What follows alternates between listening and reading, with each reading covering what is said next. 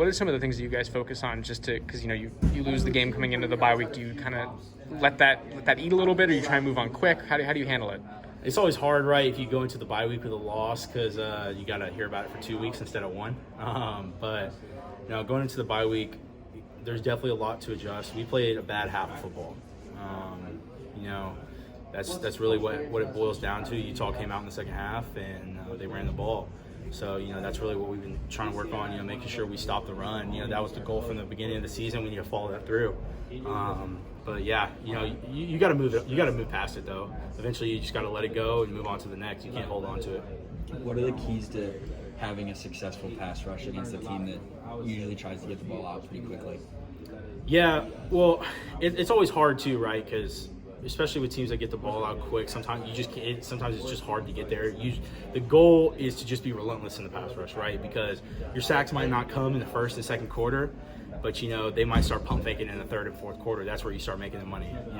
You just got to be relentless. You got to keep going, keep pushing, keep playing harder than them, and not give up. Because they might be getting the ball out quick, but eventually they're gonna have to pump fake. So then that's where you're making money.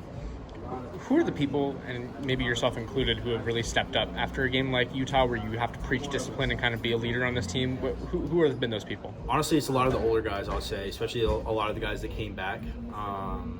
It's important that the older guys step up and lead, make sure the younger guys are keeping their heads up, working all week, figuring out what they got to do better. I think it's really important you got guys like Chase, Kyle, D Black, Merlin, JD, guys that have been around for a while.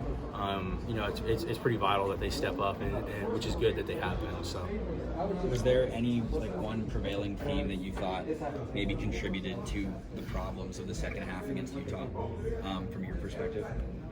No, to be perfectly honest, I just think that Utah had made up their mind that they were going to run the ball, and they did. And that's in this game, it's 11 on 11. You can't blame it on one person. You can't blame it on one thing. There's a lot of things that contribute to it.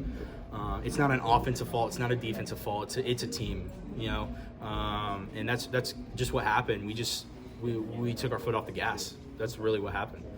So. What stands out to you about Washington State's offense just when you watch them on film?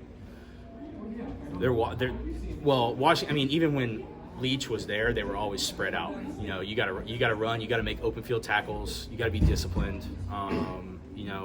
They're really spread out. They throw the ball a lot. And like we were saying, it's a lot of quick passes and stuff, but they can run the ball too. Their running backs really, really good. We got to be disciplined. The one thing, the quarterback, he's got an arm on him. It's going to be important that we stay disciplined both in the front and the back end. How difficult is it facing a team that is going to spread you guys out, or at least try to, but it also has such an effective running back, like you said? Yeah, it all just kind of boils down to your keys, right? You got to play, you got to do your job. That's the goal, right? You got to read your keys, do your job, stay disciplined, and that's kind of what it boils down to. In pretty much any offense, going against any offense. What stands out to you about Washington State running back Max Borge and what he can do in the pass game? He's effective all around. He's a ball player, so he's definitely going to be one to watch out for. But run or pass, he's going to ball out. So we just got to, like I said, stay disciplined, do what we got to do, and get him on the ground. You could pinpoint a moment over the first 7 games where you could say, you know what, that is when we were playing our best football. That is the Arizona State team we should be. When would that be? Honestly, I would say I thought we did really good against UCLA. I think UCLA was definitely an effective day, especially stopping the run. They had 2 powerhouse backs. We were able to stop the run. The biggest thing was DTR. Trying to stop him and limit him. But he had the most rushing yards out of anybody that game. So I think that was a really good game for us. But I think we still got more to play. We still got 5 games left, so I think there's still a lot of ball. We're just excited to come out and show up against Washington State. What's the biggest thing that you guys need to? Everything's in front of you still. Right. Do whatever you want to do. What's the biggest thing that you guys need to accomplish to reach those goals? I really think showing that we can stop the run is very important. If there's any chance that a team thinks that they can run the ball on us, then that's going to be bad news. Anytime that you can stop the run, make an offense one-dimensional, and then get our guys out there that can rush the passer, that can get those interceptions, and that can play fast, that's what we got to do.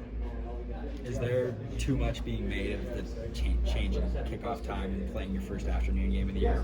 How does that kind of change your game day routine? No, I'm excited. I love day games. And now the weather's feeling great out here. I love day games. So it's going to be exciting. Hopefully we can get a lot of people out there. But it's a lot better than playing at 8 o'clock at night, that's for sure. So there's a little bit of a change, right? You got to, your body, you got to wake up a little earlier. But, hey, it's all good. So. Is there a focus for you individually during the bye week, whether it's mentally, emotionally, even recovery? Yeah, for me, I can say for me specifically, it was just kind of getting my knee right, getting ready because we got 5 games, right? I gotta, I want to be able to last the rest of the season and potentially into a bowl game or wherever we end up going. For me, it was definitely getting my knee right, getting into the treatment room, and I think that's kind of the message for everybody, right? Everybody wanted to recover, get healthy again, and that way we could be at our best coming out of the bye week and then going into the rest of the season.